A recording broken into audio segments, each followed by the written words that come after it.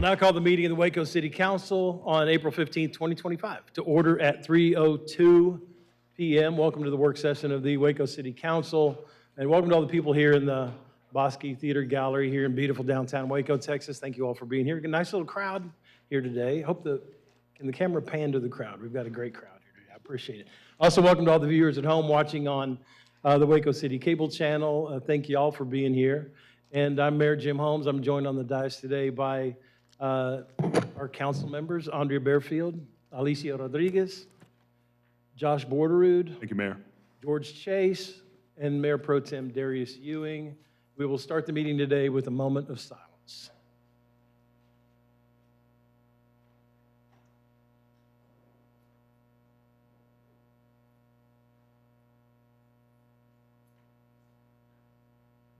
All right, the first item today is recognition of work session speakers. We do have a few speakers today, and again, I'm happy that folks came to visit us this afternoon.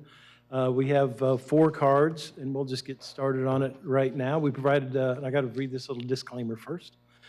We provide an opportunity for the public to address the City Council on any agenda item during the hearing of visitors portion of the agenda. On items other than public hearings, speakers will be allotted 1 3-minute presentation, regardless of the number of agenda items the speaker wishes to address.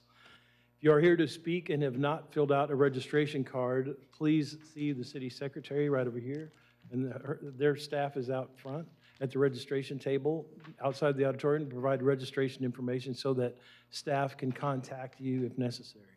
If you have handouts, please let us know at the beginning of your presentation, and staff will distribute those to council. If you're unable to approach the podium due to physical limitations, a microphone is available to be brought to you. So when called to the podium, please state your name and address for the record. Each speaker must limit comments to 3 minutes. If you are speaking on behalf of a group of 10 or more individuals present, please have those persons stand at the beginning of your comments, and you will be given 10 minutes to address the council. Please note that if you stand in support of a person getting 10 minutes to speak, you are forfeiting your right to speak on that item. For any person addressing the council through the use of a translator, the speaking time will be doubled to accommodate the translation services. While public discourse is very important to the council, we have to maintain order in the meeting so that all persons may be heard and city business may be conducted. So if directed by me, the Sergeant at Arms over here shall remove from the council meeting any person who, while addressing the city council or while attending the city council meeting, any person who makes personal remarks or impertinent remarks or slanderous remarks, any person who becomes boisterous, or any person that makes unauthorized remarks from the audience, or claps their hands, or stomps their feet, or whistles or yells, or makes similar demonstrations. So everybody got that? That was the whole thing. I think everything will be fine today. All right, so I'm going to start with the cards, and when called to the podium, please state your name and address for the record, and you have 3 minutes. I'm going to start with Sylvia Carrizales. Ms. Carrizales, you're up first. As you approach the podium, you will have 3 minutes. When you get it, please state your name and address so we can keep it in the record there. Thank you, Ms. Carrizales. Good afternoon, Honorable Mayor, City Council members, Sylvia Carrizales, 10508 Dominic Court, Waco, Texas. This is a letter that I had written to the mayor on March the 12th. I know you're inundated with lots of mail, so I just thought that I would bring it this afternoon and read it. Honorable Mayor, dear Mr. Holmes, I know this email is a little late in reference to the discussion of the Saul Ross Senior Center, but unfortunately, I was not able to attend the meeting a couple of weeks ago due to my husband's total knee replacement. Needless to say, my husband and I are both very sad to hear about the possibility of the closing of Saul Ross Senior Center. We are back in Waco after being in Fort Lauderdale, Florida for 45 years, back to Waco for our golden retirement years. We read about the Saul Ross Center upon our return and quickly headed here to make new friendships and learn how to dance, since we didn't know how to two-step. We quickly were recruited to assist at the Saul Ross boot scooting on Thursdays, assisting with the guests as they came in. After 8 years, we are very comfortable at boot scooting on Thursday evenings. Friendships are very important to us and more as we enter our golden years. I was not aware that the center is also the host for Meals on Wheels, craft classes, bridge clubs, exercise classes, in addition to boot scooting. I am not aware of another facility for senior citizens in the Waco area. The history behind Saul Ross being the first synagogue in the city of Waco says a lot. Unfortunately, lately, I'm reading that Waco will go and tear down other buildings, and unfortunately, then 25 or 50 years later, they are spending more money to reconstruct those buildings, as in the area of St. Francis Catholic Church. The history of this goes back to 1958, when the Waco City Council voted to participate in the federal urban renewal program, eliminating slums in the downtown area. Sandtown was targeted. A familiar site in Sandtown was La Pila, and I hope I'm pronouncing that correctly. My Spanish is not that great. I've only got 2 or 3 more sentences. Got it, got it. Can Ms. Carrizales, can you wrap up your comments? 3 minutes. Absolutely. So now it's my understanding that the city of Waco is now working on the new river walk, and they are spending all this money now to re-excavate the Pila. I know that the city of Waco will do what's right for our senior citizens, and we truly appreciate that. And Mayor, I know that if your parents are still here with us, that you would do whatever you possibly could to make sure their golden years are the best ever. Thank you, Ms. Carrizales. Thank you. Appreciate you. Next up, we have Lou Ann Henderson. No clapping, please. Lou Ann Henderson, please approach the podium. You'll have 3 minutes when you get here.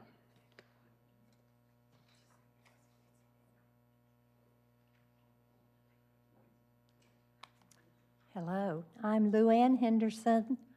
I live at 4924 Cobbs Drive, apartment 2D. And I want to say thank you to the mayor, to the council, and anyone else that worked for us. I'm representing the Meals on Wheels, Saul Ross senior citizens. And we want to thank you for your time and your concern to find us a new place, because we were lost. We didn't know where we were going, what we were going to do. But now the Dewey Center is going to be our new home, and we hope for a long, long time. For us seniors and any seniors that follow us, we want to lay down a path of happiness, friendship, anything that goes along with just being old. So we are grateful, and we want to thank you all, the work that y'all did, and all the information that we received from you. And we want each of you to know, anytime you want to come to the Dewey Center for Saul Ross seniors, we will be there Monday, Wednesdays, and Fridays in the morning. And you are greatly appreciated and welcome to come. Thank you.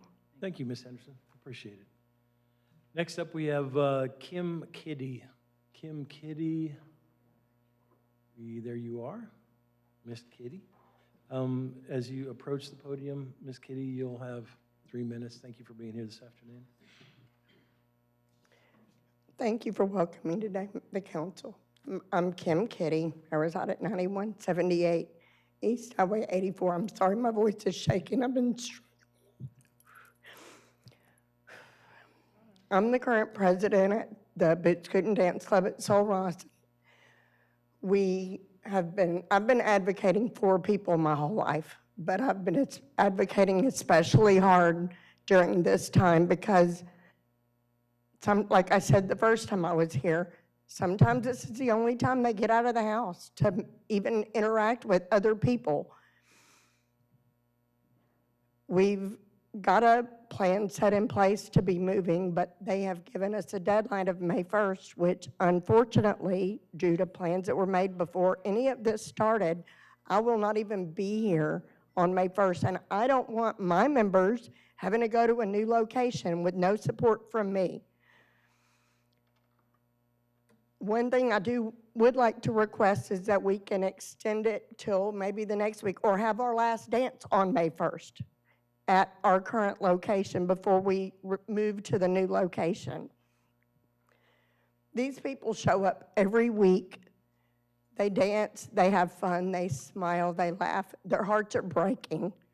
And I also want to put to you, if there's anything that the community or us can do to help y'all make a decision to keep this building, because it has become home to a lot of these people. And it's comfortable for them, and as we get older, we don't like change near as much. Thank you for your time. Thank you so much, Ms. Kitty, and we'll have staff follow up on that one. Our last card today is from Linda Gomez. Ms. Gomez, and you have some handouts also, right? And I think, does everybody have the handout at their desk? Yes, we have them, Ms. Gomez. Thank you to the City Council for hearing us. Linda Gomez, 203 Ivy Lane, Hewitt. The Sewell Ross Sullivan, Sewell for short, he was born September 27th, 1838 in Missouri, and his family immigrated to Texas in 1839. He attended Baylor University, Wesleyan University in Florence, Alabama, and he attained an A.B. degree in 1859. He started a long and distinguished military career. He was a member of the Texas Rangers. He joined them and as a lieutenant, and then later became captain of the Waco Company. He won approval and trust of the Governor Sam Houston, who had Ross raise a company of his own men to serve the area of Young and surrounding counties. His policing of the frontier, Ross had the cooperation of the regular troops, and he eventually led a Comanche pursuit of a Comanche raiding party that was successful in recovering a hostage that was taken by that raiding party. He resigned from the Rangers and married, and had 9 children, 6 survived, okay? He was served as state peace commissioner, and he enlisted in the Confederate Army.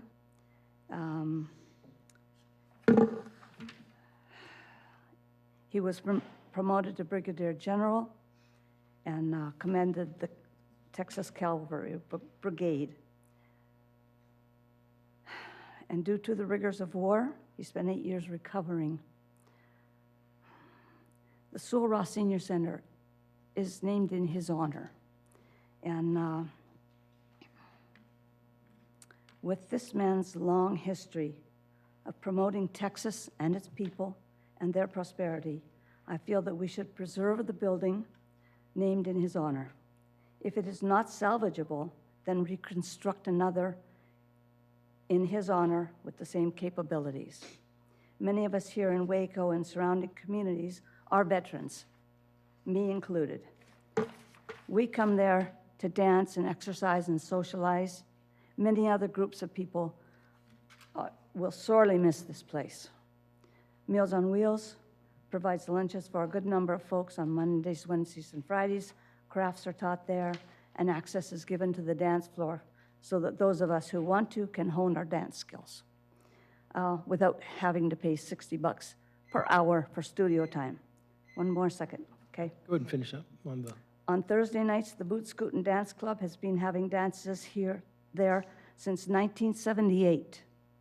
In 3 more years, that'll be half a century.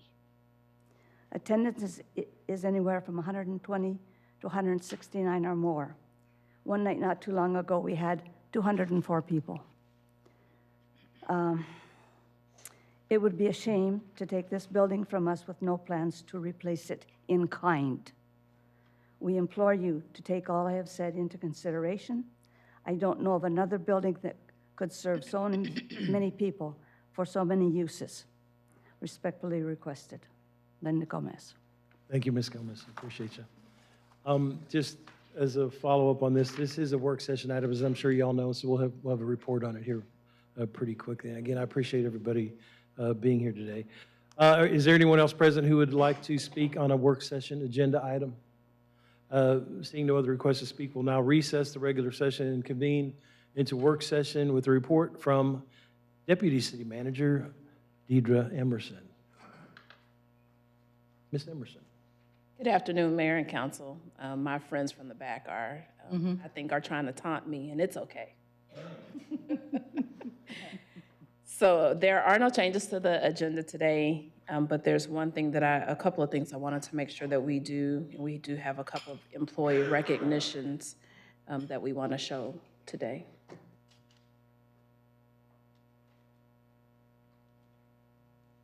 Or maybe we don't.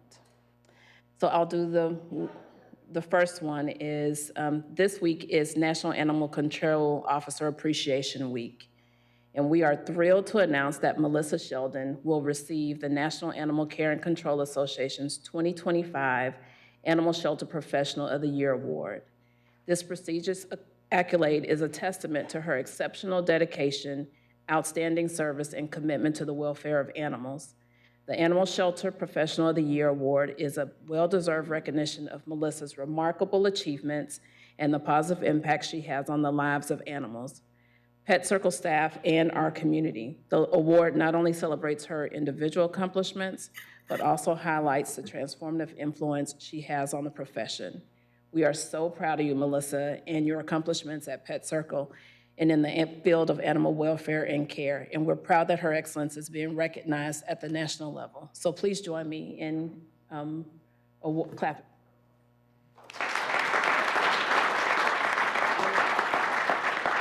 Is she here? Where is it? Melissa, where are you? Oh, stand up, please. Yeah, I was like, Here, yeah. yeah, there you go. Let's hear it for her again. Thank you, Melissa. Thank you for being part of the City of Waco crew. And I know we've done a lot out at the animal shelter in particularly the last year. We continue to put a lot of efforts in it every year. And there's a lot going on out there. And I appreciate you being recognized on a national level. And I want you to know that on a very local level, we appreciate you very much too. So, and everybody out there and all your folks that you have on the team out at Pet Circle, I appreciate all the hard work out there. So congratulations on being part of a great team. All right, thank you. And so I think there it is. So last council meeting, you all heard about the great bet, and here is evidence that Chief made good. And so we just wanted to share that in her absence. Appreciate that it was at our new Fire Station 15 as well. right. Love to see that. That was part of the bet in the Guns and Hoses basketball game, right? So That's right. That's right. Police chief, it's pretty evident here that the fire department won that game, I guess, right? But she looks good in red too. I like it. If we could potentially consider going forward, maybe providing some basketball hoops at the police station so they could maybe, get some practice before next year. I know that typically at the firehouses, they do have hoops, and so you just make it a fair game. And I know, they're on a bit of a skid right now. Yeah. I want to give them. A year to get them a ringer. Come on, y'all. I appreciate Chief Victorian being a good sport there. We're proud of both regardless of what happens on the court, we're proud of both the police department and the fire department. They both put forth a good effort. Somebody had to lose, though, right? So on our agenda today, there's one informal report, and staff is available if there are any questions, and that's IR 2025-258 on the strategic housing plan. There are 2 public hearings. Clint Peters will cover those items later in the work session. And then there are a couple of resolutions that I wanted to make sure that I highlight there. I believe we have 14 on our agenda today. And I want to pay special attention to Resolution 2025-271, which approves a construction manager agent agreement with Cumming Management Group for the construction management services of the Floyd Casey and China Spring Park development projects. These 2 park projects represent more of Waco's largest park investments, totaling nearly $30 million. The Cumming Management Group is composed of project management professionals and engineers. They will oversee plan optimization for successful bidding and compliance, construction management and coordination of quality control, schedule, and budget management, and ongoing reporting practices through project closeout. Their role will be crucial in maintaining continuity, coordinating with multiple stakeholders, and ensuring adherence to established project goals, budgets, and timelines. And then second, I want to highlight Resolution 2025-277. And these are 2 properties that are being obtained through eminent domain to improve the access to Bells Hills ball fields and potentially improve access to the Floyd Casey Park. And I just wanted to make sure I highlighted these 2. This came to council, I believe, in early or mid-2024, and we've completed that process, and that we are actually acquiring these properties. And then lastly, there is 1 ordinance on the agenda today, and it is a first and final reading, and that's Ordinance 2025-282 in support of the certificate's obligation to be sold via parameter sale, which means the final terms of the sale will occur after your approval of the ordinance. As discussed at the February 11th Budget and Audit meeting, these certificates are intended to finance approximately $149.16 million of improvements and bond issuance costs for general capital improvements such as firefighting apparatus, road and bridge improvements of $47.85 million. TIF 1 improvements to include the quiet zone of $10.7 million, wastewater improvements of $7 million, wastewater treatment system improvements of $38 million, and water system improvements of $32 million. I just thought it was important to highlight this item because this is major work that goes towards the infrastructure and operation of our organization. And if there are no questions, that will conclude my report. Anybody have any questions or comments on the work session items? Just a comment. I'm real excited to see Floyd Casey and Bells Hill Park come up. Floyd Casey has been a long time coming to District 2, and I'm so excited about it. And I want to thank staff and this council for being so supportive of the Floyd Casey development and Bells Hill as well. Long time coming for District 2, and I appreciate it. So thank you so much, staff and council members. Any other comments? Yeah, I'll just chime in really quick on Ordinance 282, just to call out the commitment that this council and staff and frankly, previous councils building up to this point have made to reassuring our infrastructure for future generations. And you see that number on there, 173 million and some change. I say some change as if it's not tens and hundreds of thousands of dollars, but it is really important to us that when we take on projects like this, we do so with the future of Waco in mind and wanting to leave Waco better than we found it. And so I just hope that that is communicated and seen in this ordinance here today. I've just got a quick comment on the informal report on the strategic housing plan. Director Price did a great job of summarizing our progress there. Really focused around vacancy density and neighborhood revitalization. And it's a nice report, pages 9 through 11, for those that are reading along with us at home. It really shows our progress that we've made, our goals, where we're at, and kind of a nice little a table there. We are very proactive on our housing in this city, and by our our count, we've got about 2,500 units that the city is working with private developers on getting activated with Riverway and Floyd Casey, as Councilmember Rodriguez mentioned. Not only the parks there, but also the housing development that's going in the same area. We're also working on the MLK Cameron Park residential area, and we see those larger ones, and we also have smaller ones, neighborhood pocket units on 15th and Sanger High. You've heard about the projects going on there, and as well as with Creekside. We're just being very proactive on a lot of fronts because we know housing is a very important issue for the nation and for the city. And locally, I like the fact that we're super proactive. And again, thanks to Director Price for the report. The one resolution I'd like to bring up also is the number 269, Resolution 2025-269. And this one has to do with McLennan County Investment Fund. And we talk a lot about, and I talk a lot about, and a lot of us talk a lot about the big companies moving to town, Graphic Packaging, Ooze and Oots, Electrolit, and the big companies that are here, M&M, Mars, and Coca-Cola, and some of these giant companies, which we're thankful for.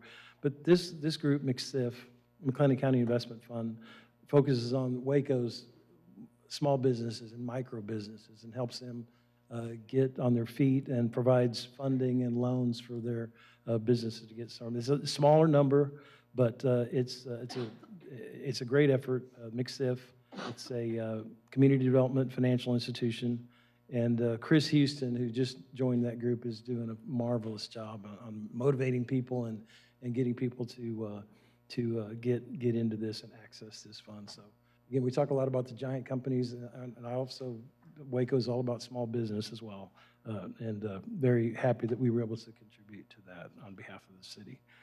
And that's all I had. Anybody else have any more comments or questions on the work session items?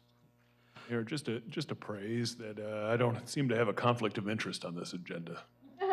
Just an item of note. Next item is the consent agenda, which includes the resolution 2025-268 through 2025-281. No affidavits of substantial interest for Josh Bordery today, so we'll vote on them all at once. So the 2025-268 through 281, we'll vote on those tonight. And anything else? Are you volunteering for a conflict of interest or anything here? Or? I guess if anyone wants to do business with me on any item of the agenda, you got to approach me quickly. See what happens between now and tonight. All right, the next item on the agenda is work session items 2025-259 through 2025-262. And Deputy City Manager Emerson, would you like to please introduce the first work session? Yes, Mayor, I actually will make a little bit of a switch, and I would like to call Jonathan Cook up in regards to the Sul Ross work session 2025-260. As requested back in March, Jonathan is here to discuss the updates on the work to relocate the senior programming from the Sul Ross Community Center, and we just want to make sure that there's a large crowd for them to hear on this today, so we think it's best fitting for him to go first. Very thoughtful. That was the second item on the agenda, but we're moving it to first so the folks here can dive right in. Jonathan, thanks for being here today. Mayor, Council, Deputy City Manager Emerson, thank y'all for the opportunity to provide this update, and also thank you to the community members and user groups of our Sul Ross facility being here and working with us through the process. And glad to get to this point, as this has been a project that we've not only done a good bit of analysis, research, internal looking at the programs that we offer, and part of that includes a look at our facilities. So today we are going to review some of that senior programming and facilities and really dive into the relocation that was recommended of programs from the Sul Ross Center, and going to walk through each one of the groups that we've worked with, and also looking at current programs that we have at our community centers as well. So some of that communication and site research, and then what are our steps moving forward. Now, in looking at senior programming and recreation and different offerings from municipalities around the nation, it's apparent that there is a significant evolution and growth of our senior population, not only here locally, but in the United States. And in 2024, we dove in to look at the current condition of our facilities, but then also looked at our programming options to make sure that we're looking to the future to better accommodate specific style of programming, as we have a lot of diversity and really an active populations of seniors, to making sure that we're being inclusive throughout all of our populations here in our community. So we provided an update on that in August of 2024, and a couple key points came out of that. And number one goal was making sure that we're providing safe and accessible facilities and programs that better align with current recreation trends and spaces. And that's evolving with the population. And then really just as crucial was to effectively manage our resources to ensure that residents have that access to impactful and well-maintained and safe facilities.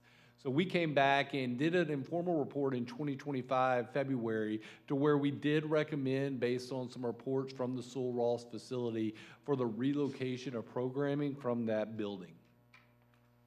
Now, as a reminder, the Sul Ross Center and Park, it sits along Waco Drive, and one of our oldest parks in Waco, actually the park proper dates further back than Cameron Park, established in the early 1900s. But you'll see the Senior Center is a former church building that has been served as a senior center and a community center for the city of Waco since the 1960s, since on the left-hand side of the map. And that's complemented by a skate park and playground that was redeveloped in 2014, and also the sport court area off to the right. Looking more specifically at the Sul Ross Center, this is quite a large building, 15,000 square feet facility. Not all of the building is used for programming currently. There are some main sections that are used, and as I mentioned, located along Waco Drive at 14th Street. Originally built in 1951, and in the 1960s is when it became the city's first recreation center. There were some improvements that we've documented in the 70s, early 80s, but what we found is an aging facility where over the past 40 years, there's just been continual use and continual maintenance, but being an aging facility, there are structural concerns and critical safety needs that have been identified. With that said, there's a lot of activation at Sul Ross, and we know we have some very loyal and dedicated user groups, as some of our visitors here today. I mean, this is a facility that people call home and look forward to going to and seeing their friends. Those current user groups and programs do include Meals on Wheels program, organization that we work with at other facilities as well. And they have the Sul Ross Seniors. So it's not just a meal program. The Sul Ross Seniors do a variety of, whether it's crafts, game activities, wellness classes, exercise classes. Those take place on multiple days throughout the week. We also have 3 different bridge clubs that utilize a dedicated room at the facility that's accommodated for bridge. Those bridge clubs have been playing, many of them established in the early 1980s. Mentioned as well the Boot Scoot and Dance Club on every Thursday. They use the old gymnasium area, old parquet wooden floor in this facility. Unfortunately starting to cave and really show some deterioration of that floor, but still provides a great location for dancing. Not only the Boot Scoot and Dance Club, they meet weekly, but we also work with the USA Dance Club. Ballroom dancing for all ages takes place once a month. And then finally, we have an art expressions group who utilizes the arts and crafts area of the building. First and foremost, and as we started talking about this process, it's cliche, but communication is key. And at this time, I definitely have to give credit to George and Kathy from the Bridge Groups, Kim with the Dance Club, Landon with the Dance Club, just Judy. There's a lot of people that we've worked with, and while we've been able to connect and have meetings in different site tours with different facilities, we know we haven't been able to reach everyone and all users of the building. But we have done a very thorough job of trying to keep lines of communication open. And really, personally, my goal when we started looking at this, if we're going to relocate, we didn't want to miss a beat. We wanted people to have the same accommodations. We wanted them to schedule not be impacted. And so there was a lot of juggling and a lot of balance as we took into consideration safety aspects and accessibility to buildings. We also looked at square footage of all the programs, their storage needs and equipment. And then we also took into consideration the staffing, scheduling, and the location.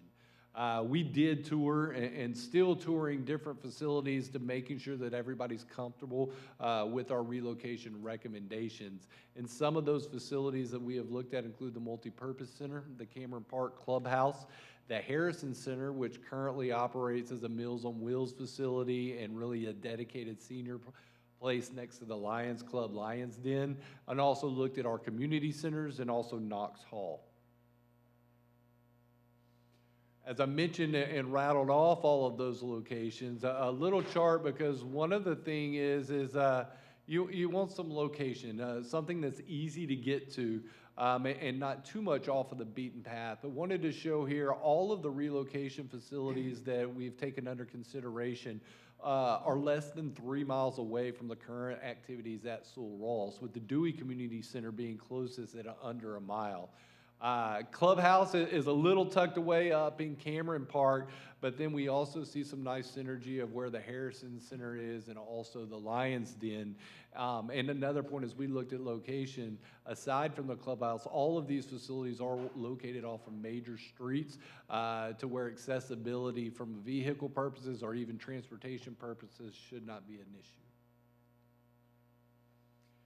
Now, as we start to look at some of the groups that we work to, and one of them I mentioned, the Art Expressions group, and this is a group of up to 20 community members, a small group who meet on Thursday for a variety of different art activities. They provide their supplies.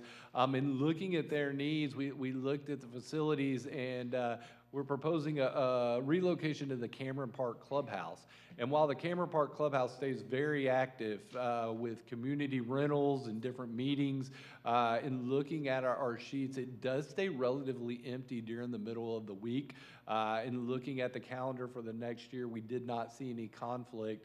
So it creates a great venue if you've been up there with the windows and the scenery around. And so a natural fit. We also looked, our community centers all have different art rooms. Now those art rooms are a little more geared towards our after school programming and summer camps. But we do have space with art supplies and painting tables at our community centers. If for some reason we've got activities planned at the clubhouse or perhaps a meeting of some sort, we have the ability to relocate as needed. Next up, we have our USA Dance Club, and this is the ballroom dance group, and they traditionally meet on the first Saturday evening of each month. They utilize that Sul Ross dance floor. They average approximately 20 to 30 people, and we've looked at a couple different options with them as they don't need as large as a dance floor as perhaps a Boot Scoot and Boogie Dance Club. But what you're looking at is you still got to find places that are accessible and can accommodate the dancing. The clubhouse does fit that bill, and that's an option. However, what we see on Saturdays is the clubhouse does have a significant amount of rentals. And while there is some ability and some open dates there, we've really honed in on looking at not only the Multipurpose Center as a backup, but our South Waco gym has become to where we've got things lined up on the calendar for a transition. They were fine with the gym floor based on the number of people that they have. They like the community feel. Those Dewey and South Waco gyms, I'll mention, those are options. The Doris gym has a hardwood floor, which we redid, so we have to be careful on what we put on the surfacing. Dewey and South Waco both have a multi-sport surfacing, so that's why Doris was left off of that one. We've mentioned the Boot Scoot and Dance Club, and just a long-standing tradition, and one of those, the amount of stories that I've personally heard and people who have reached out, there's no doubt the impact that this program has and the amount of love that people have for it, and something that we wanted to make sure really continued. And we were looking as we transfer, and making sure we're working with all of these groups, assisting with the transfer of materials and making sure setups in place at new locations. But finding a large dance floor, not that easy. We did do a lot of searching around and a lot of options, and we're fortunate enough to have some contact with Mr. John Tipton with the Lions Club, who we've been able to work an arrangement for the dance club to move to the Lions Den. The Lions Den is one of the few buildings that we were able to locate. They've got a stage that stays in place at the Lions Den to where bands can set up. They've got the power.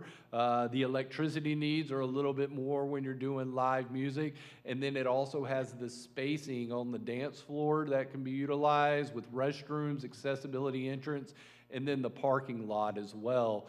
Another thing that we like that is there's a little bit of synergy because as the Lions Den sits right next to the Harrison Center, where we're going to talk about it with Meals on Wheels and our Bridge Club. So different senior programming is going to be taking place in that area.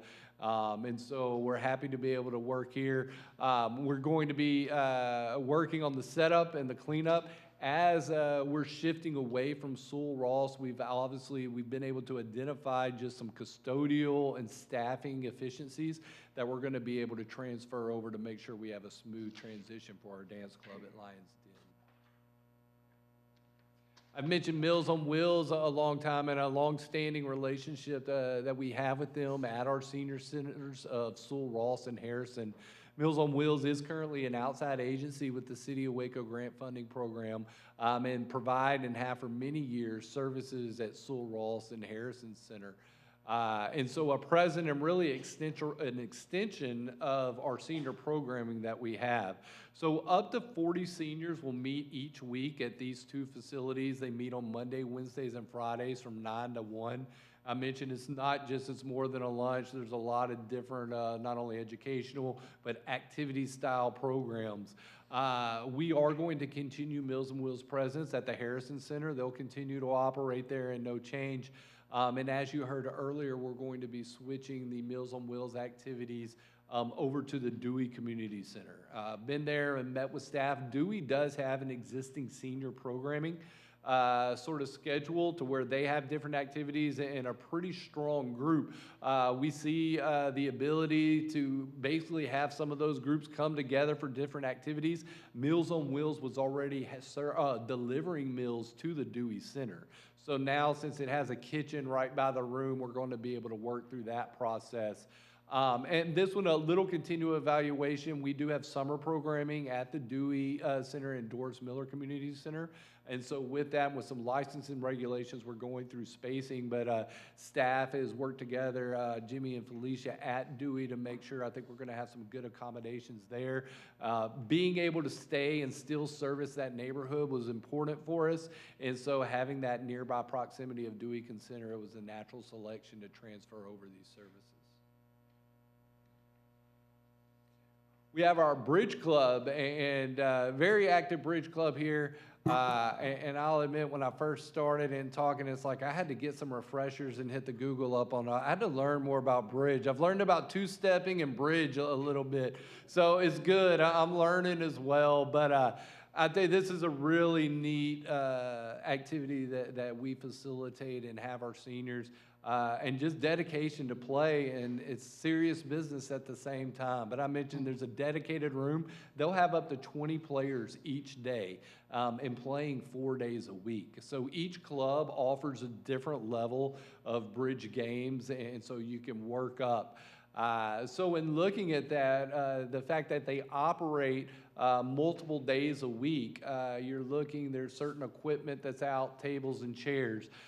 We have been working very closely with Meals on Wheels and seeing, okay, how can we coexist perhaps at the Harrison Center?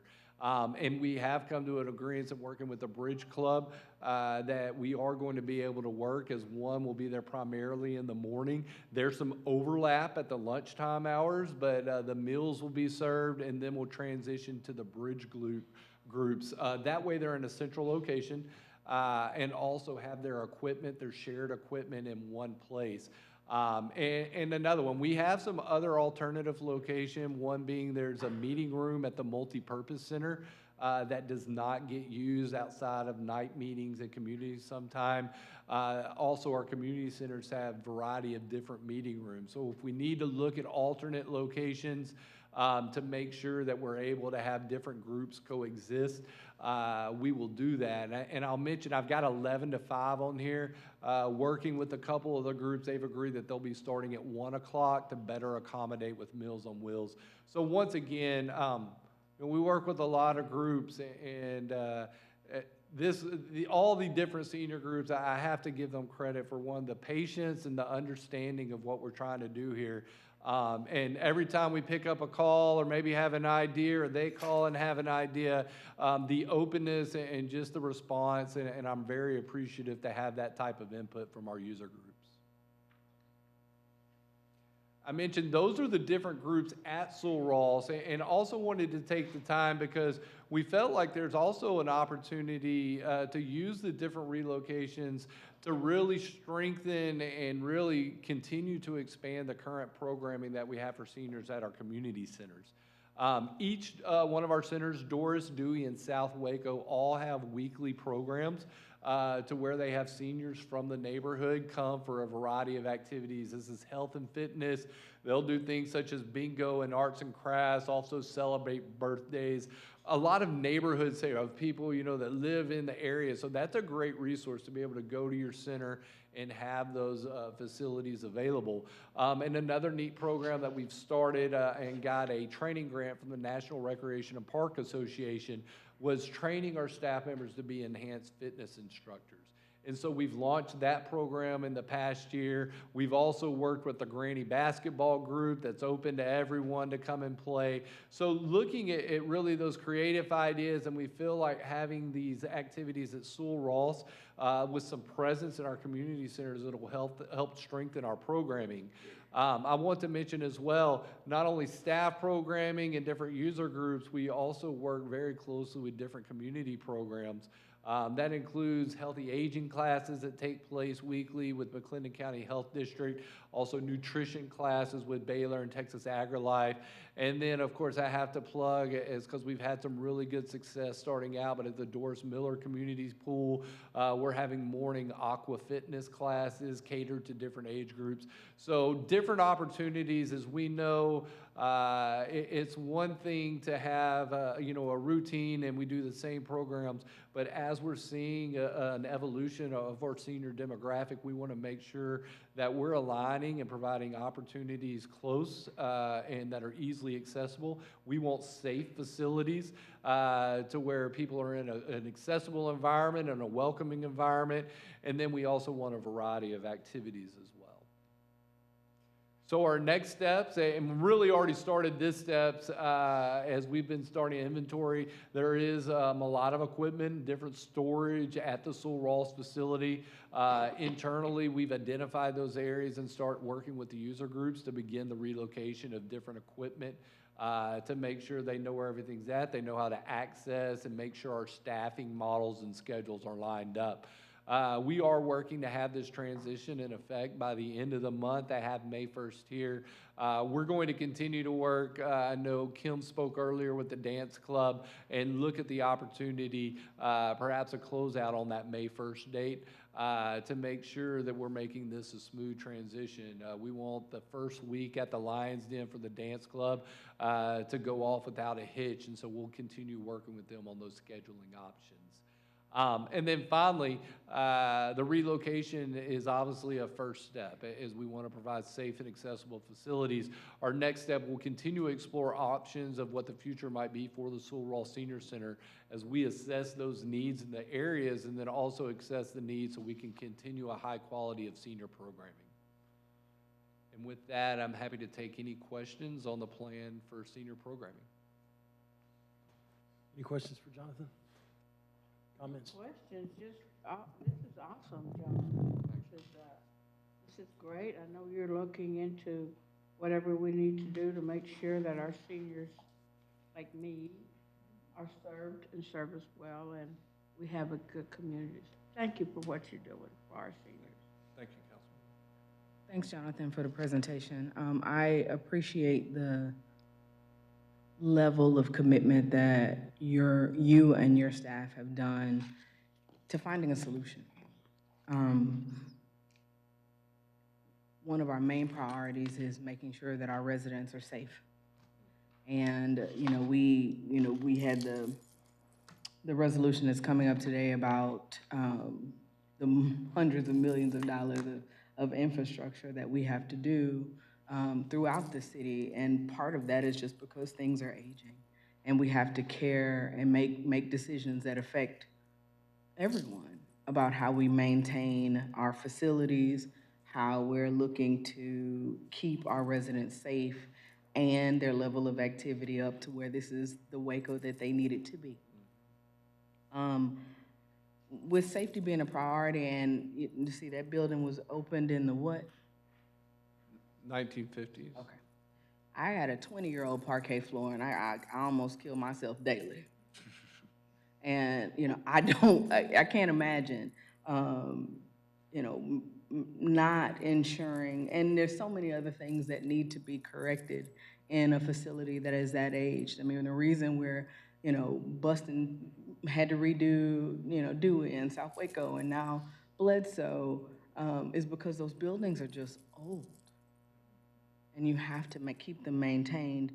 And, I hope that this presentation for our folks in the audience, shows that we are, one, committed to your safety, two, working multiple solutions at one time to make sure that the programming doesn't stop.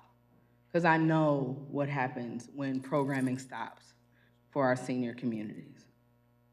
It's like when you close up a house. If it doesn't breathe, then it doesn't live. And we want that more than anything because the wisdom of our elders is what carries us. So I hope that, I know change is so hard. It's hard for everybody. But in order for us to do what we are charged to do, which is keeping our residents safe, keeping our community active, doing what we can to keep our community healthy and engaged, we have to make these shifts happen. Thank you for all the people who were in leadership for the particular groups for throwing out good ideas and yes, this will work, but this needs to change. And this is good, but this doesn't work. We can't do what we do without that kind of feedback. So we appreciate you for that. But I think that until we get to a major solution, because we don't want to do anything with haste, these are some really strong alternatives. And so I appreciate you and your staff for making a way that, that our seniors can continue to get their senior on. Great comments, Councilmember Barefield. Any other? I just wanted to say to Jonathan and staff, thanks for the thoughtfulness in reviewing these programs to make sure that the programs land on their feet and other similarly sized and purposed facilities. I think that is a level of intentionality that is deeply appreciated by our council. We value our seniors, and my understanding too is that this is, as we heard from folks from both inside our city and outside our city, is this is yet another regional endeavor that the city solely funds that benefits tax and ratepayers who live outside of the city of Waco. And we gladly welcome those folks into our community as they understand that we're in a difficult budgetary situation where money is not pouring in as it used to 3 or 4 years ago. So grateful for both the physical stewardship and just kind of the thoughtfulness on making sure that there's continuity with these programs for our seniors that we deeply cherish and value and add so much, as Councilmember Barefield said.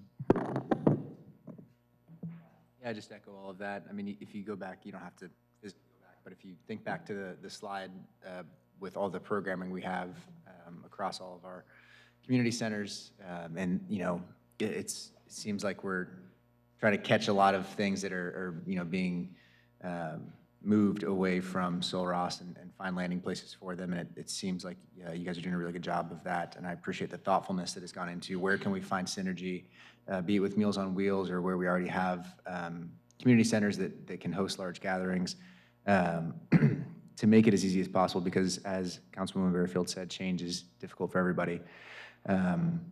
And I certainly, do not want to be a part of the council that says that we've got to stop doing things that the community really enjoys and looks forward to and really needs for, the betterment of our city. So I really appreciate the thoughtfulness on this, and I feel like this kind of happened really quickly. And you guys, Jonathan, you and your team have so many other things that are going on. So your ability to take this and prioritize it, run with it, and get it before us to, and I know you're going to work with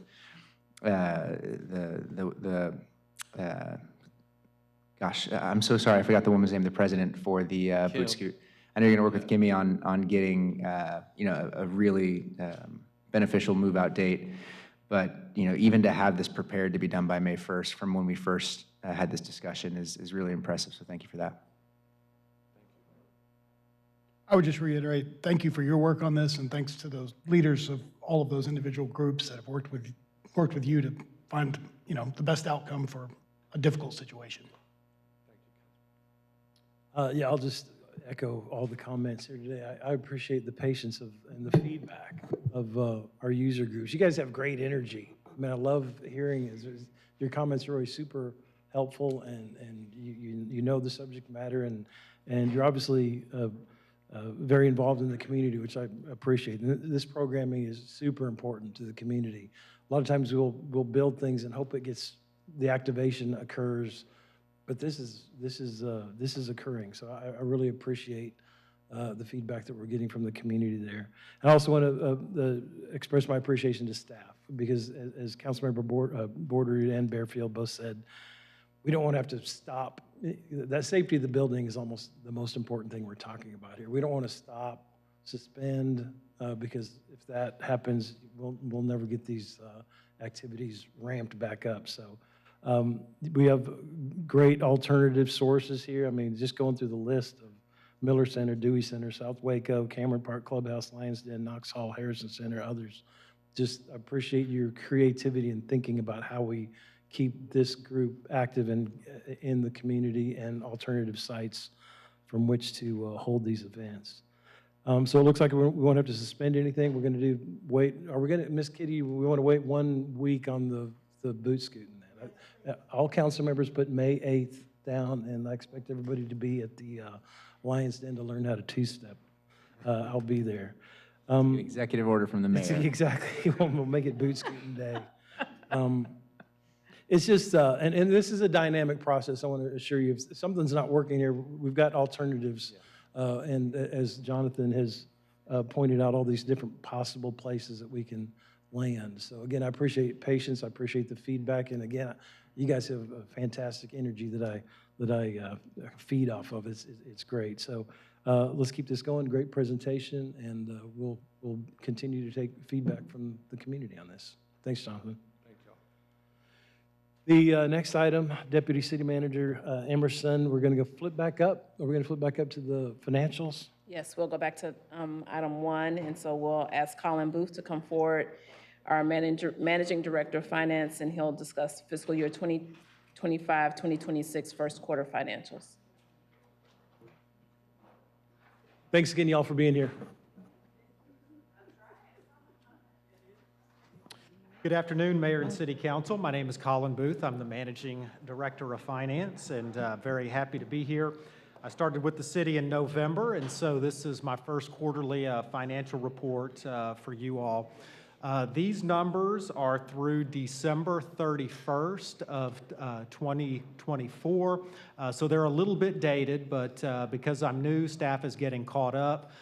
We've just closed out March 31st, so I anticipate getting the second quarter to you very soon, and we'll be back on our regularly scheduled quarterly cadence of reporting to the City Council. This first quarter financial report includes our general fund and 9 of our other major funds. Most of these funds are enterprise funds that rely on service charges. And one question, Colin. Yes, sir. You'll find that I'm very active in these quarterly reports. Yes, thank you. On the first one, are we going to include eventually you're the new guy, so I can pick on you a little bit. Yes, thank you. Are we going to include street fund in this one? Because I think it's going to be one of the bigger. We certainly can add that, yes, since we're funding that in a little more intentional way. Let's include that in the, Yes, absolutely, Mayor. We'll get that added, and we will have that for you at the second quarter report. okay, thanks. The executive summary, we're going to start out with the revenues, and we basically benchmarked these to where they were at the same time in FY24. We did that because various funds have different collection patterns. Through the first quarter of the fiscal year, it's 25%, but not all of the funds collect at the 25% level. And so if you look on the right, the net result would be, these are revenues that are below the FY24% benchmark. So we had 5 of the different funds that were just slightly below that FY24 benchmark. In terms of expenses, the next page shows the executive summary of our expenses. And one thing that I wanted to note here is that we use an encumbrance accounting system. And so encumbrances are purchase orders that are typically done at the beginning of the year that encumber the money to be spent throughout the fiscal year for various projects. So some of these budgets might be at 40 or 45%, but when we look at one-time costs and encumbrances, a lot of these things are related to contracts that the money is encumbered and accounted for and then spent throughout the fiscal year. So we've had, looks like 7 of the funds exceed the percentage benchmark of where they were in FY24. When we look at the general fund, this is our largest fund. The total revenue budget for the general fund is $202.54 million. Revenue actuals totaled $65 million, or 32% of budget. Wanted to note state grants surpassed the budgeted amount, so that caused intergovernmental revenue to be higher than the benchmark. On the expense side, maintenance expenses have surpassed the targeted budget for Q1 due to higher demand for maintenance services and increased costs for essential parts, and capital expenditures are at 99% of budget. Looking at the general fund now, instead of by category, looking at it by department, fire services revenues higher than expected due to receipt of awarded grants. I mentioned intergovernmental. Those are those grant revenues, and they were based on fire department services grants. Undefined revenues are those not assigned to a specific department, and that number is high on revenues because that typically includes our gross receipts revenues, property tax collections, sales tax collections that we don't assign to a particular department. In terms of the expenses and encumbrances, contributions expenses are at 37% of budget due to transfers to other funds, and contractual payments and encumbrances, and that's another good example. Contributions would include things like the payment to the appraisal district, where all of that money is encumbered, and it's paid out either monthly or quarterly over time. Property tax revenues, our largest source within the general fund. Our budget is $90.5 million, so we look at this revenue source very closely on a monthly basis. These are collections through February, and as you can see, we compare it to the budgeted amount for the month. We have collected 96.2% of property tax revenues. We're a little bit over our budgeted target, $183,919 over that budgeted target. So we anticipate it to come in slightly higher than budget. But with property tax revenues, we're always going to keep an eye on it, and then we'll give you the next update at the next quarterly report. Our sales tax estimate is another large source of revenues within the general fund, and as you know, sales tax revenues are closely tied to the local economy, the regional economy, national economy, so a lot of it's closely tied there. So these are revenues through March of 2025. So our current collections are $4,368,155. We're projecting to come in higher than budget at $59,130,592. I'll tell you that that's slightly high because we did receive April's collections. They were down 2% from April of 2024. And so even though those were higher than budget, they are down a little bit. And so sales tax is another one of those revenue sources that we're going to watch closely. Colin, remind me also, Yes, sir. as we get April's in, that's actually February, right? It is February's two-month lag. collections, yes, sir. February's collections, 2 months behind lag, that is correct, Mayor. Got it. Thanks. The current month sales tax collections, again, these are March's numbers. I mentioned $4,368,155. That's 5.4% higher than budget. But when you actually compare it to the prior year's actuals, that's 6.3% down. When we look at our fiscal year-to-date actual based on budget, we're 7.9% higher. Fiscal year-to-date actuals are $20,385,115. Switching gears over to our water fund, so the charges for services for water are at the benchmark for the first quarter. Interest for this fund is slightly higher this year than it is compared to last year, and that's a common note on a lot of these different funds. When we look at expenses, purchase property services and contracts with others are fixed costs, and so their budgets are allocated again based on those encumbrances and spending. Professional and technical services is above the targeted budget due to encumbrances made for the whole year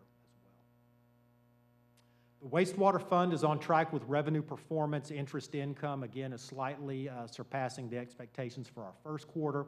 Our expenses for professional and technical services are slightly higher due to increases in special services charges. Supplies expenses have marginally exceeded budget because of electricity, software, and work apparel. The WMARS Fund, which is the Waco Metropolitan Area Regional Sewer System Fund, these revenues and expenses are actually rolled into the wastewater fund, so we split these out and show them separately, even though they are combined with the previous slide.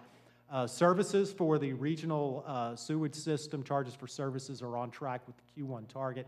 Expenses and encumbrances are slightly higher expected due to professional and technical services and supplies, which were encumbered and bought in bulk for the year. The solid waste fund, landfill, and transfer station revenues are lower than budgeted. Our expenses are higher. Other operating expenses are higher due to a one-time previously approved settlement amount. Our drainage fund revenues, drainage fees are at 22%. It's slightly below that Q1 benchmark. Capital expenditures exceeded the target primarily due to the purchase of 2 machinery and equipment items. Cameron Park Zoo Fund revenues, other revenues slightly exceeded the target driven by higher rental income for the quarter. And capital expenditures are at 100% due to the purchase of mesh netting out there at the zoo. Colin, is that rental on the increased rental on the zoo? Do we know if it's the new Penguin Shores?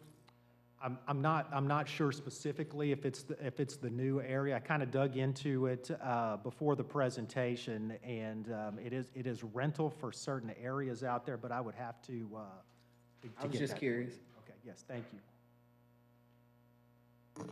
The Cottonwood Creek Golf Course Fund net merchandise sales received is slightly lower this year compared to last year.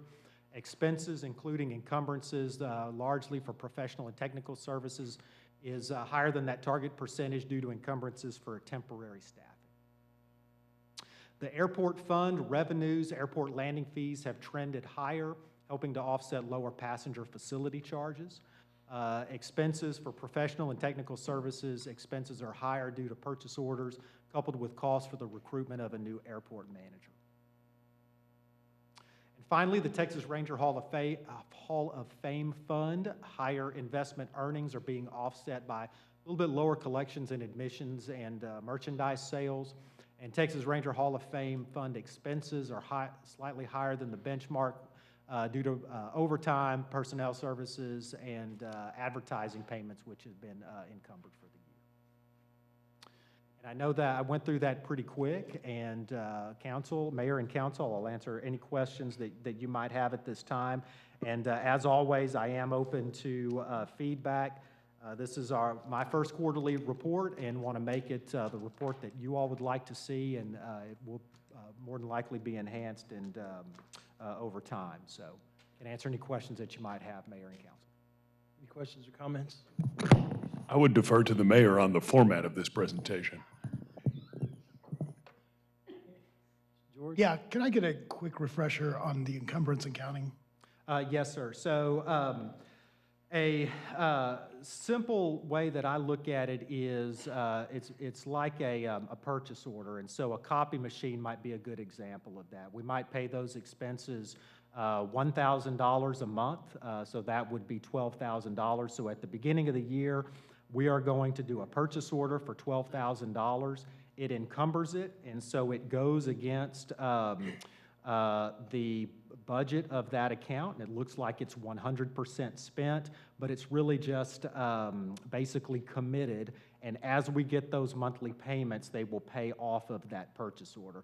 So it's a reservation of money, and it really helps us because it makes sure that when we know we've got to pay that contract, we'll go ahead and reserve that money to be spent. So that's why some of those budgets look like they were at 40%, 35%, when only 25% of the year has gone by. Thank you.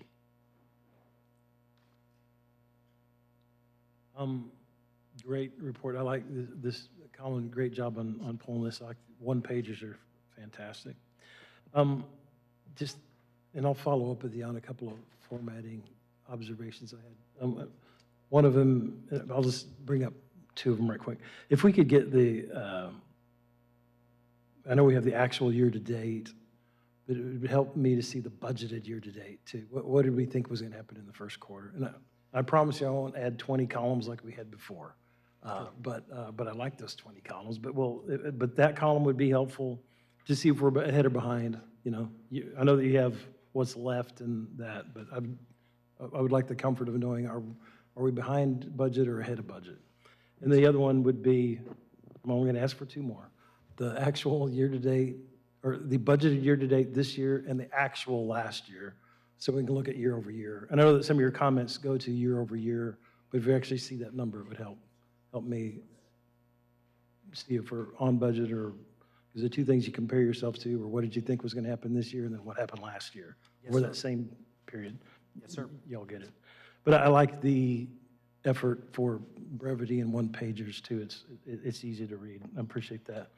The other one, and Councilmember Barefield kind of touched on it, we were at a place in our previous kind of budget reporting where, particularly on the amenity funds, zoo, airport, ranger, and golf course, where we had like a KPI page on, attendance at the zoo, what's happening there, merch sales, and kind of a one-pager on, because that's really how you measure that, is what's happening on attendance, what's happening on merch sales.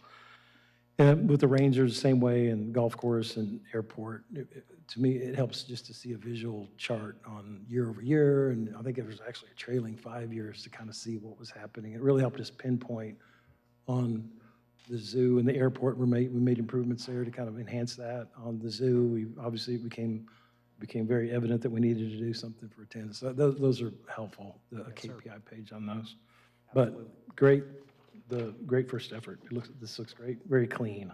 Mayor, may I ask a clarifying question on one of your requests? Yeah. When you're asking for how we are tracking against the budget to date instead of against last year, I think you're asking for basically, here's what we've spent and here's what we've budgeted to this point, is what we're looking for, and you want the actual number for that. And I ask, as a point of clarification, because I know we have the year-to-date as a percentage of the budget, and being that it's a quarterly report, I would imagine we could just chop it up into 25s. I wouldn't think so, because some of this stuff is, we don't simply divide it by 12 or 4, because we have timing. Edification for myself here. Yeah, I hope There so. is going to be a lot of seasonality that's involved Yeah. with some of these funds, so it would help to have the actual year-to-date for last year as compared to the budget this year plus where we are actual year-to-date this year. Yeah. So we can Great. add that in. Awesome, thank you. And thank you, Mayor. There are a lot of them that you simply divide by 4. I acquiesce that too. I mean, I can think of even just a couple of the enterprise funds that are going to increase in the summer months and Yeah. go way down in the winter, yeah. And water also Yeah. is very seasonal. Say we get a really rainy summertime. Yeah, You well, want because water in the I knew this lawns. because I used to see, I was always super nervous after seeing the first quarter water where we're like it. There's no revenue in that first quarter because it's the rainy season. All the revenue comes in the fourth quarter.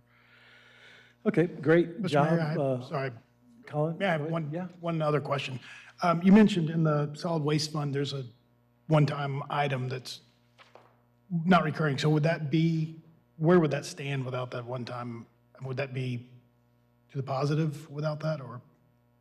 Yes, if you removed the one-time expense, they would be under budget, particularly for that line item. So Okay. I anticipate we'll end up doing a budget amendment on that. Thanks. Great job, Colin. Great job, Blue. Thank you. That is that work session. We'll now move to the next work session. Deputy City Manager Emerson, we go to back on schedule now with work session 261, all about software systems. Yes, and we have Lisa Tyre, Director of Community Engagement, and Mike Stewright, our Chief Information Officer, and will introduce to you 2 new software systems, SpryPoint and CloudGen, aimed at improving how we manage customer information, how our customers engage with us, the management of field operations and asset maintenance. They will also share the implementation plan for each system. Good afternoon, Mayor and Council. It's a pleasure to bring this to you today. This is, as you can imagine, computer software system conversions don't happen overnight. It's a long time coming. And so we're happy to start seeing some light at the end of the tunnel now. So the purpose of this presentation is to provide City Council with an update on the 2 major software system conversions going on right now, their timelines and impacts on a customer experience. We'll review system implementations for both SpryPoint and CloudGen, discuss what the value the systems provide, define what problems the systems help us solve, system implementation and reoccurring costs, and impact on organizations and the customer. So I'm going to start with SpryPoint. This is the customer information system. So what SpryPoint provides us is customer billing, a customer portal, and mobile field service orders. It'll help us improve call center efficiency, and one of the ways it does that is when someone calls in right now into the call center and they have questions at what they're looking at on their customer portal screen, we can't mimic exactly what they're looking at. So we're, having to guess. If they say, oh, it's in the top right-hand corner, we're having to kind of guess what that might be. Right now, the new system will allow us to mimic exactly what the customer is looking at, allowing us to be able to assist them a little bit more efficiently. It'll improve self-service options. So right now, customers have a lot of self-service options, but we'll be adding a few new features with this one. It's an intuitive system, meaning that the current system we have, which is a 33-plus year system, when you go to look for certain things, it's not in the screen you would think it would be. Like if it's something related to the customer, you think it'd be in the customer information screen, but it's not. It's 5 other screens away and something that's not even titled customer information. This system seems to just flow, and that makes a huge difference when you're trying to learn and train. This system is also scalable and secure for future growth, and it's designed for integration and ease of implementation. So we will be integrating quite a few systems with this current system. Some of that will be, we use online utility exchange to help us assess what somebody's deposit would be. Well, that will be integrated now rather than us having to get out of the system we're in and into another system to look that information up. Again, what does this solve? It eliminates a 33-plus-year-old legacy system. You can imagine the new features that are available in new systems compared to what was there 33 years ago. My staff has been working off of a green screen, if anybody can remember those. It's a black screen with bright green fonts on it, and so this is much more streamlined. This system also gives us an omni-channel capability, so we'll have live chat with this system. The customer will be able to email us, text us through the system, outside of the system, and of course, we still will have our IVR system that if customers need to just do something simple that they can do on their own, they will still be able to do that. It gives us real-time insights. So right now, with our current customer portal system, the information when you're looking at it is always 1 day old. The new system will be uploading that information 3 times a day.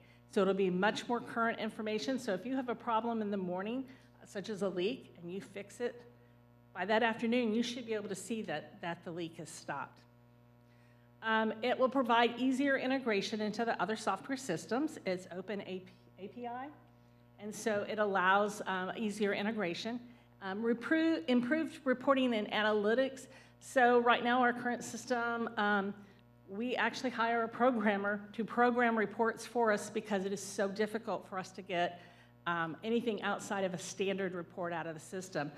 Some of us learn queries, some of them are on a system called Cognos, and then we have a programmer who uses an old language called RPG to extract data out of it for us.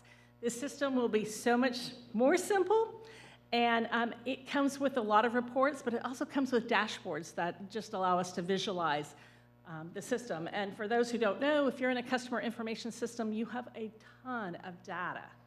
And so this really allows us some tools to be able to really assess, are we meeting customers' needs? Are there things we're not doing well? Are there things we're doing really well? Are there things they're just not using? And maybe that's not where we need to spend our time promoting that product. And it helps us. Lisa, you've kind of piqued my curiosity. Okay. The 33-plus-year-old legacy system, would you and Mike characterize this as a cyber secure system?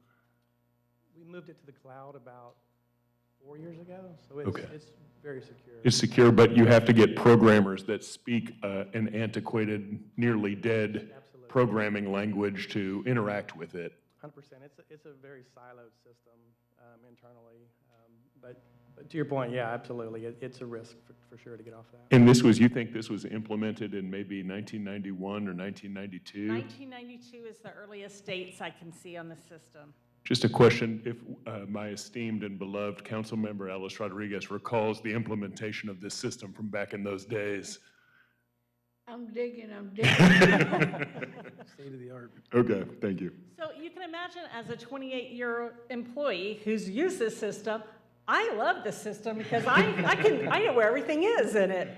But I can also see that as we engage new employees, they look at us like we're crazy, because it's not anything they have ever seen it look like. So they're wanting more of, the Windows streamlined looked system, and that's what we're getting. And it does reduce data silos. As we said, it's so hard to get information out, it's hard to share information as well. So we're hoping to be able to make our information more transparent to not just our employees, but to our customers as well. And then SpryPoint cost and timeline. So council approved the purchase of this system August 1st, 2023. And so the total cost for this system with a 5-year contract is about $2.5 million. To date, we've spent just over $1 million. So every year there's a maintenance cost, and it goes up a little bit more each year. And we plan to go live July 14th. 2025. So, impact on customer experience. Yes, there's a new customer portal. Those who have been in our customer portal, it was the latest thing whenever we did implement it. This portal will require all our customers to have to re-sign up for the portal. That's probably the downside. And if they do credit card draft or bank draft that they've set up through the system, they will have to reset that up again. That's the downside.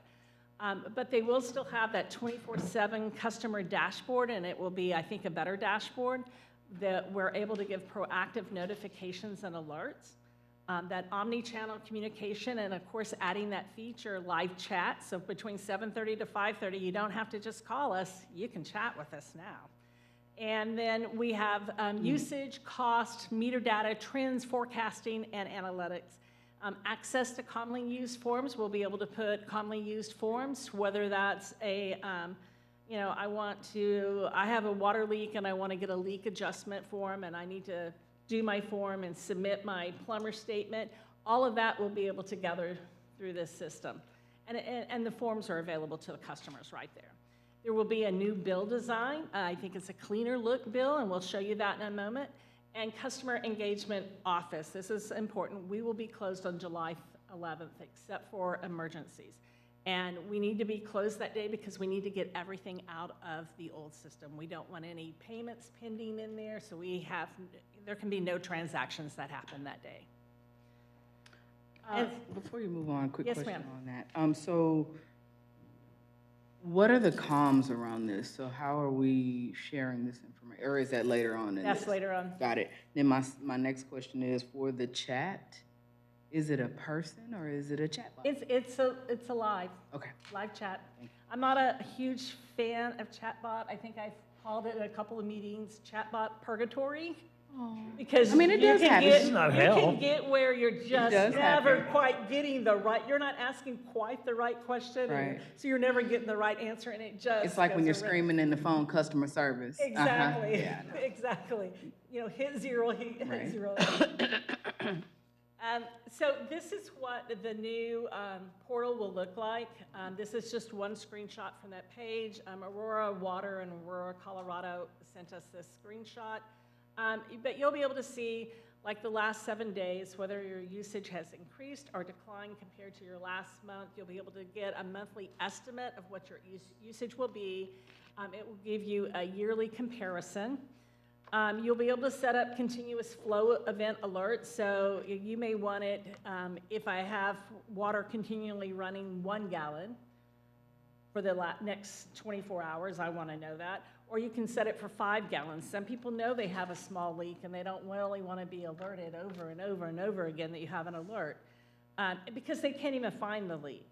So this allows the customer to have that control. It also allows the customer to set up a consumption alert. So, you know, we have those tier rates for our residential. If you don't want to go over that 8,000 gallon, you can set up an alert for that. And then as you can see your data. And as I said, the data will be more real time than what it has been in the past. This is a copy of our new bill that will go into effect July 14th. In the past, this bill would have been printed not quite in as bright blue color as this, but the whole bill would be in that color, all blue. As you can see, this is white. There's some different colors in it. It still has pretty much the same information that a customer would need for a bill, but it is just a cleaner look, I think. And then our past due bill. In the past, it would be an all red bill. So this, again, is much cleaner. What I really like about this bill is we really tell you right here, you have to pay this amount of money in order to not have your water terminated. So we're telling you that. When we get down here, we're telling you this is the total amount of your bill because you have now current charges as well. This represents your current charges. But we get back down here and we're telling you again, this is the amount you need to pay. So to me, it makes it simpler for customers to know how much they actually need to pay because we do have a number of customers who will see this bill every single month. And so I think it just helps them a little bit. It's pointed out to them what is required to avoid disconnection. Again, we still have our Care and Share program and people can still donate. And if they check that box, then we'll set that up for them to be able to bill each month with that dollar amount. And then our communication plan. So we'll have notifications via the bill. We're planning on a newsletter article going out in the May bill. We will have a bill insert, but I don't think we're going to stick it in until June. We're trying to not get inundated with calls before we can really do anything to help people to set up in that portal. And then we'll also do a bill message. We will have a new web page and it will have that information on it as well. We're also trying to get a video put on that page to help them, if they want to watch, how to set up that bill. One of the other neat things that the system has is that we will do this mass email that will go out to every person's email address, as long as it's a good email. We'll get a notification that welcomes them, tells them a little bit about the portal, and gives them a QR or a link that they can access and get them in to get that set up. But with this system as well, it has a video for the customer themselves that kind of gives them a tour of the portal. But on the website, we're hoping to be able to also put a video that will show people how to sign up for the portal, to kind of walk them through that. And then we'll also engage social media. And then one of the things that we have found really beneficial is going out to the neighborhood meetings. And so a lot of times they're not super active in July. They may be starting to get active in August, but this may be more of a September thing where we reach out to them and really try and get them to sign up for the portal. We had under our prior portal one of the higher signups, membership signups, customer signups for that portal. And so we'd like to get back to those levels with the new portal. And then I guess the important dates are really that the water office will be closed July 11th, and that we will go live on Monday, July 14th. And the plan is to start billing again that day and taking payments. In your emails, if they do bounce, you mentioned the good emails, is there, does that flag the account to say your email's bad? I don't think it flags the account, but one of the things we want to do is for those people who are active on our portal right now, and those people who have actively signed up for like a credit card draft or a bank draft, is we're going to run those reports before we go live. And for people that aren't signing up, we don't see them signing up, we're going to reach out to them and say, we're going to try a phone call. If we have, if they've allowed us to text them, we're going to text them and say, hey, we see you haven't done this. Can we assist you with this? Can we get you signed up? I think that's the best way. The other thing is we're really not looking to cut anybody off during this time period. We want to give as much grace as we can because we know this is different and new, and we probably won't be able to contact every single person who we would like to be able to. Just sometimes people don't see it. Sure. And so we want to give as much allowance as what we can. With the number of scams that are happening from municipalities or those kind of, you may want to add that we may be texting you in the communication that goes out via all the processes because, the people. Yeah, text is usually the best way, but it's also one of those things that we actually have to have their permission in order to text them, so. And now it's Mike's turn with CloudGen.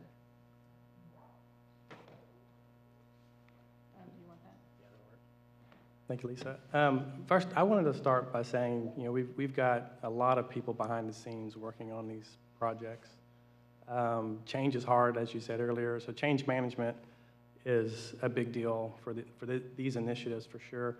Lisa had a pizza party today for a lot of the team members, and I didn't get to go to it, but she does a lot of little things like that to really make sure our staff are being recognized for this as well. Yes, it was our 90 days to go live pizza party, and at 30 days, we're having our staying alive party.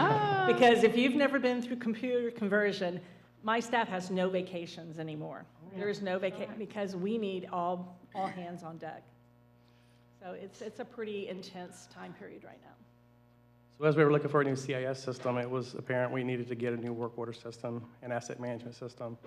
City manager's office talked to us about making sure that as we were doing that, to look for an enterprise system that all departments could use, so we can measure all work, track all assets within one environment. So we selected CloudGen.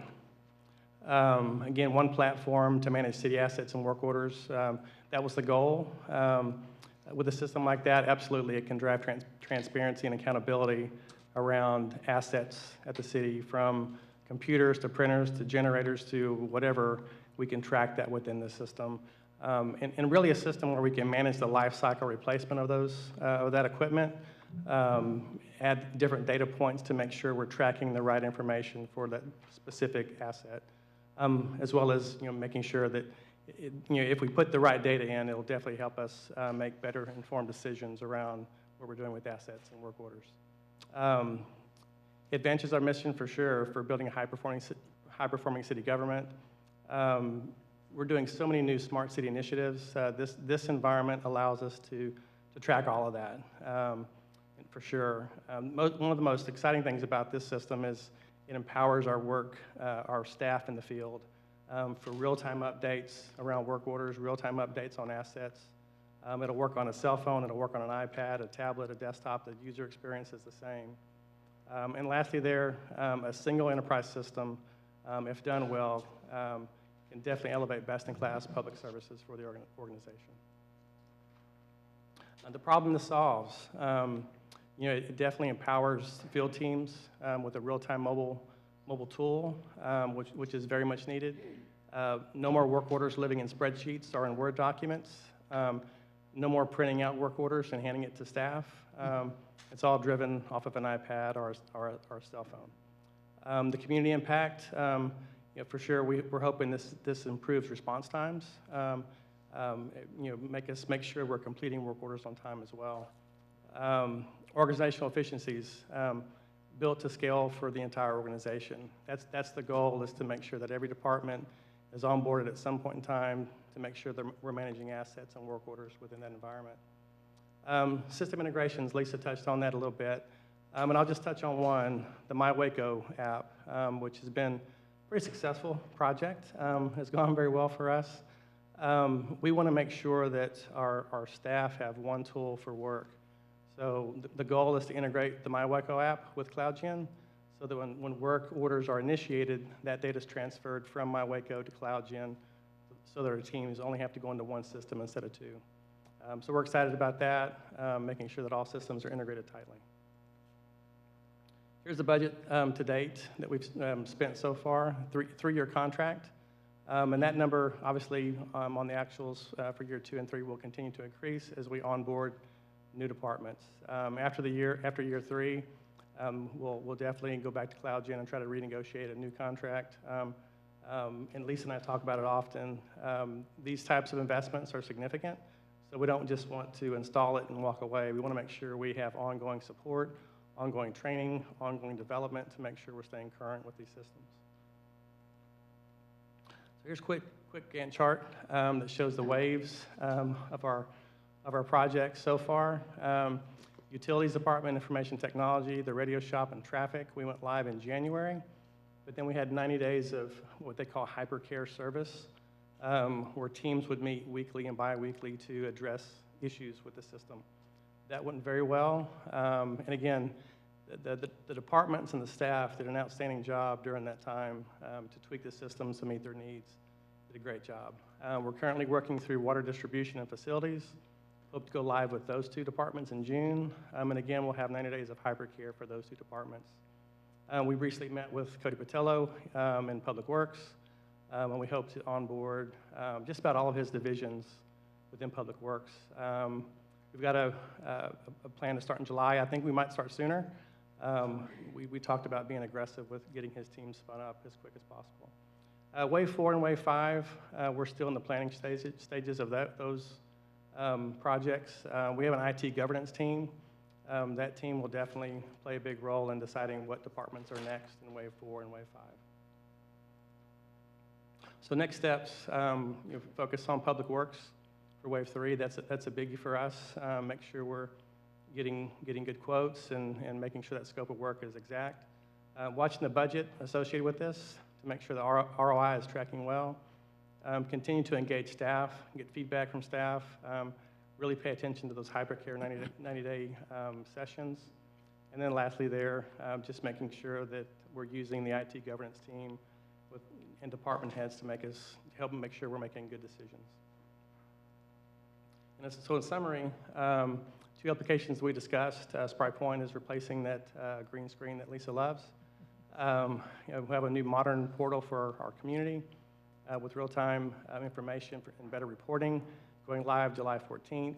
CloudGen, citywide, departmental-wide asset management and work order system to enhance field operations. We'll continue to phase installations for each department. And again, it's just it's a modernization of systems that we really need to make sure we're managing assets correctly, and work orders, as well as our customer information system as well. With that, we'll take any questions you might have. Any questions or comments? Thank you all for this information.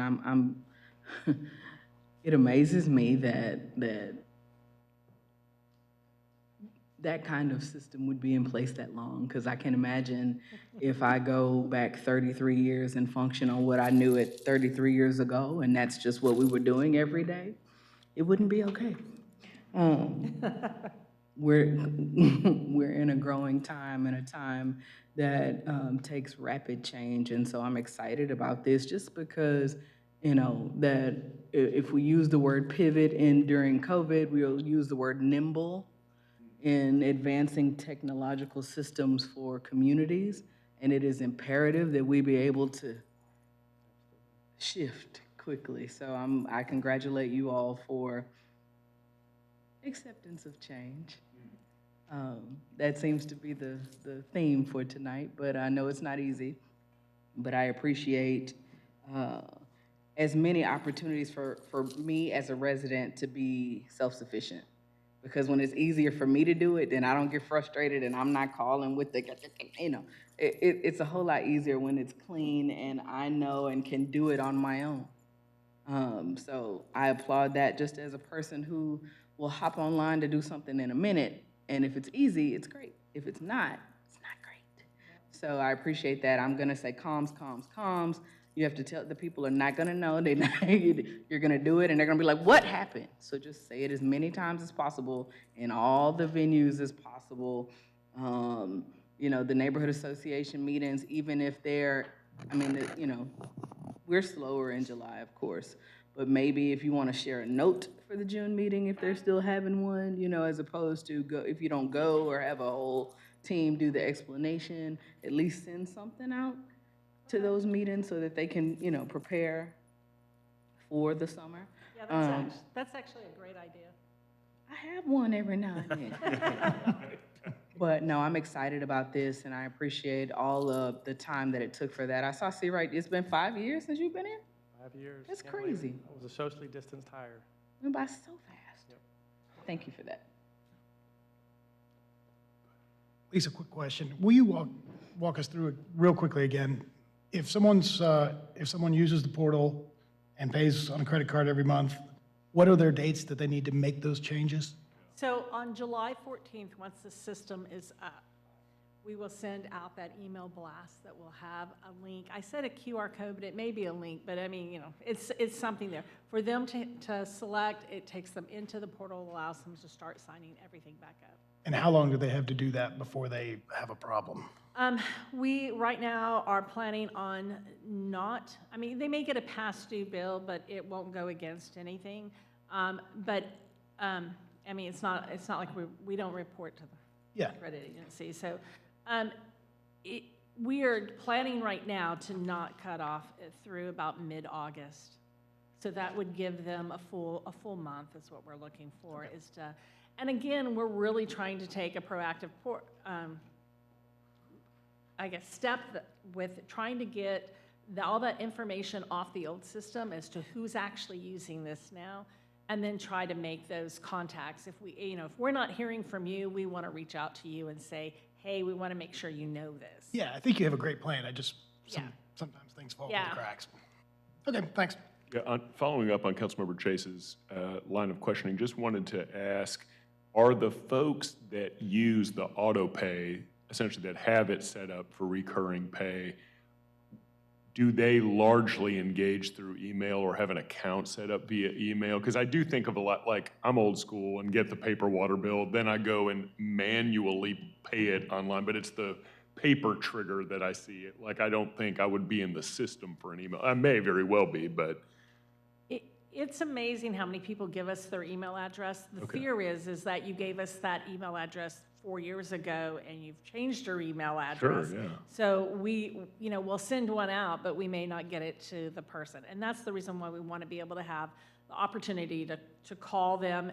We may end up with a postcard reminder, maybe sending something out that says, hey, we haven't heard from you yet.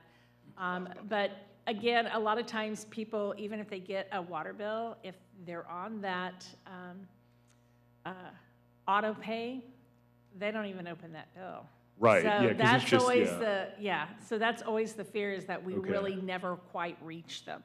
That's why the email blast is great. So if somebody wants to help us out right now, your email address is not correct, the idea thing would be to call us and ask. All right, thanks. Yeah, on the work order system too, that kind of reminds me, I remember 20-plus years ago working in restaurants, sometimes you take a customer's order at a table, and then you hand the ticket, and they put it on a wheel, and the cooks begin preparing the food. And I remember some restaurants I worked for, it had an automated system where you enter the food in, but some had it sounds like we've been on the old work order, print it out, hand it, and I mean, the risk is if that thing slips through the cracks, so. So we do have, we do run a report that shows us what's outstanding, but one of the things is with the current work order system is there are so many touches to that same one. Okay. Somebody takes that information, they type it in, it goes out in the field, it gets worked. It comes back in, somebody types that information back into the system. What we're trying to eliminate is those multiple touches of the exact same document. So if the person out in the field is going to have to write information out anyway, it's better if it can just go directly into the system and we're done. So you're looking at like essentially a series of narratives by city employees, but in one place. There's one digital record, is that the idea? Correct, or rather than, you have somebody in the field who's collecting that information or doing the work, they're putting that information on a paper work order right now, and then it comes into an office and somebody else re-puts that information into a digital form into the system.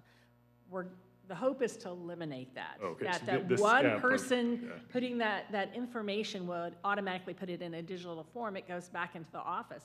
Anybody calling into like the call center would be able to look that up and go, yeah, I see they just did that, and then here's the results of that. Okay. That work done in the field. Sounds almost kind of like a health record in that regard, like just the access to it.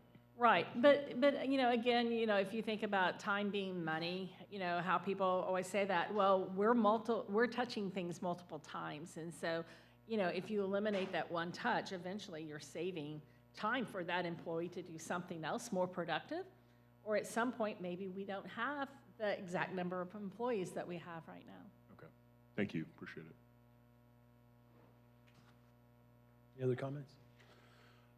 Director Tyre and CIO Seawright, thank you so much for that presentation. Excellent. And my past life as an investment banker, we bought a lot of operating companies, and it seems like invariably the recurring inefficiency or the common inefficiency was the systems and the processes. And sometimes you outgrow the system, sometimes your market product changes slightly, but I applaud staff and I commend staff for recognizing that we need to upgrade and do a transition and do a conversion.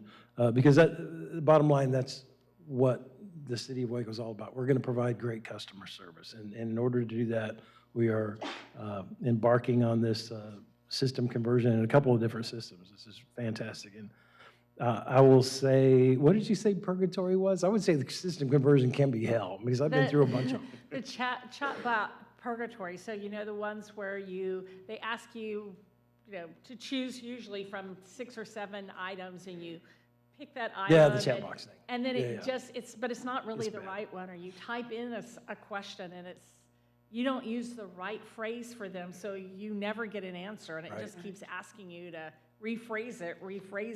We're going to avoid that. Did we answer your question? Did we answer your question? No. Well, so I'm happy that we're going. We're going to avoid that because it's going to be a live chat. You're going to be talking to a person. Absolutely. This is part of our smart growth plan, and it affects so many different areas. Just economic development and what we're doing downtown, and systems to me is at the heart of great customer service. And again, that's what we aspire to, and we will deliver that. And you need state-of-the-art systems, which is what we're going to have. We need best practices. Is what this will evoke. And we want a high-performing government. I like the way you said that, Seawright. That it's that's what we're at, and that's where we're going to be. You don't think, but unless you've been through conversions as a banker, just the system billing conversion, which the first one we talked about, is pretty common. About every 7 or 8 years, you have to go through just to keep up with what best practices are. But I wrote this down. A lot of it, there's internal buy-in and there's external buy-in. And a lot of times the easier buy-in is from external. It's the internal folks who are having to learn the new system, and they're, as you said, you're used to it, and you know how to kind of get what you want out of the system. But I almost feel like the external is going to be a little bit easier because it's such a clean-looking product that the customers are going to get. So I think that, Lisa and I think we did a really good job of stakeholder buy-in through this process. The RFP process took us a bit to make a decision, and it was directly related to pulling in as many people as we could into the conversation, as many departments as we could, as we demoed software and made decisions around that. As we narrowed the focus to a couple of solutions, we had 3-day sessions with those companies to really go through those systems and ask them questions about it.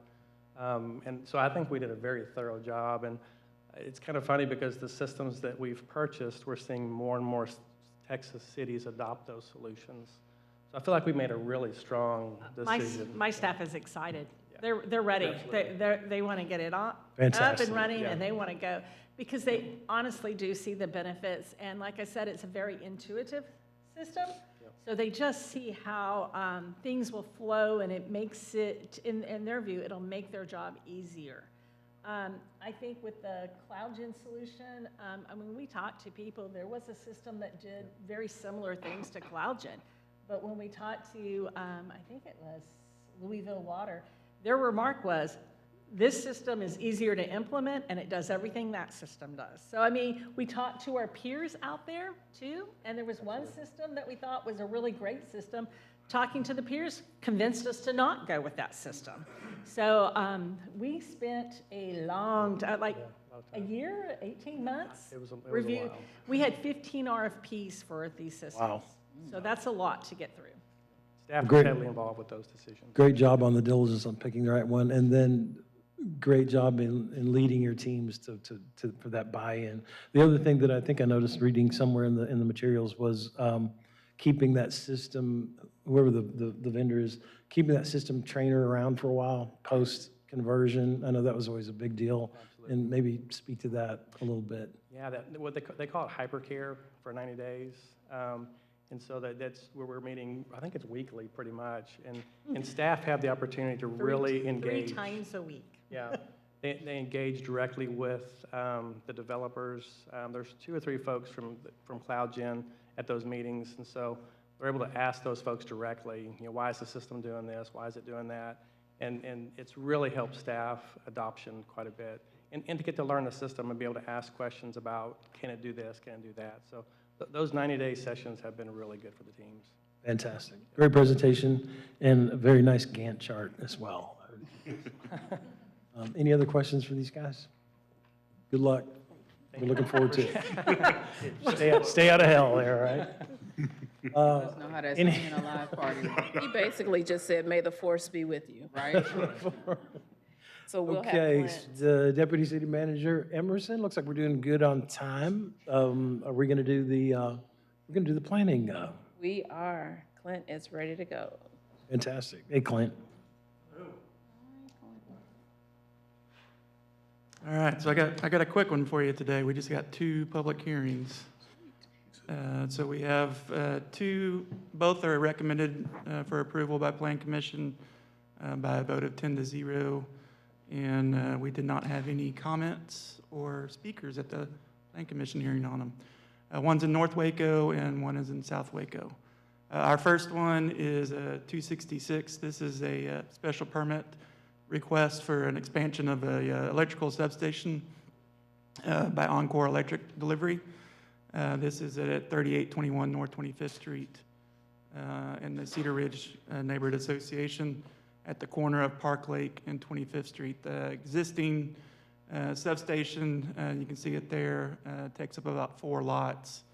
It's about almost 8/10 of an acre, and they're wanting to expand it up into these 2 lots here, which is about 1.2 acres total.